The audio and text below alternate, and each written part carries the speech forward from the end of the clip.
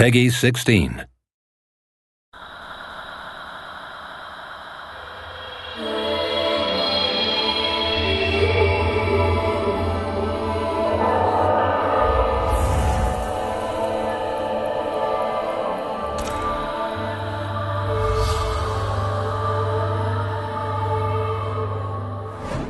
I had read a book called Journey to the West, which is a 400-year-old Chinese novel. Welcome to Slave Ship 909. It's been adapted into lots of different mediums. There was a TV show in the UK which was massive. Damon Albarn just did an opera. So it's always had this kind of undercurrent of coolness about it. Remaining journey time is estimated at 16 hours.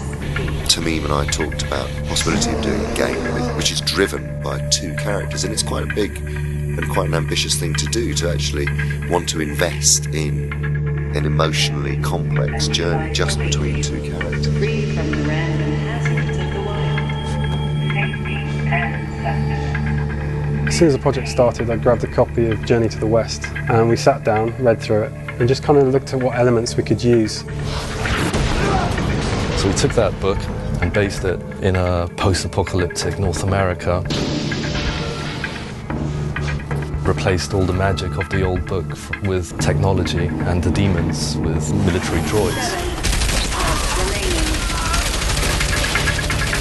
There are going to be many games in the future, in the next 5 to 10 years, I think, which, as I say, they'll stop just being classified as games. They'll stop being, and films will stop being classified as films, and they will be events. No matter how hard we've been trying to make stories work, they're at the level of B movies compared to the best movies. So we wanted to kind of attempt to bridge that gap. So it was an immense challenge, but we had a terrific writer, Alex Garland, who came on board. He's done some great books and films, The Beach, 28 Days Later.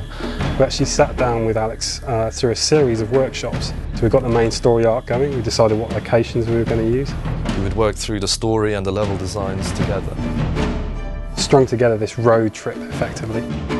When I originally agreed to do this project, it was actually to come on board as a director, and then some way down the line, I was looking at some artwork and saw the original drawings for Monkey and thought, actually, that would be quite a cool character to play.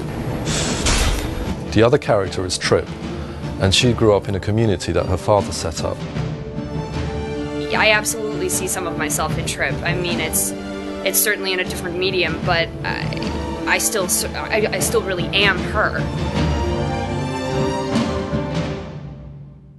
So the journey actually begins with both Monkey and Trip captured on a slave ship. Trip escapes at the beginning. In the process of escaping, she actually shorts the whole system and causes it to crash. Monkey survives because he's so strong, so he punches and fights his way through.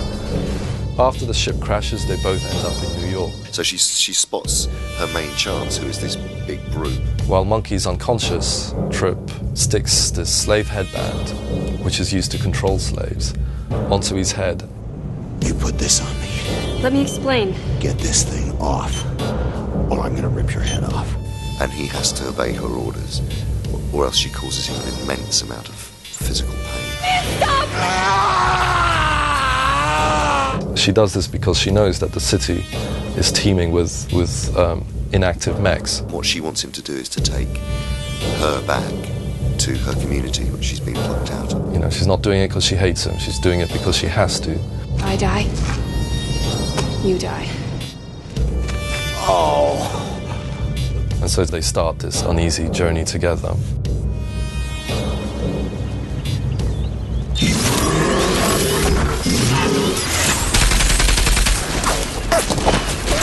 Get out!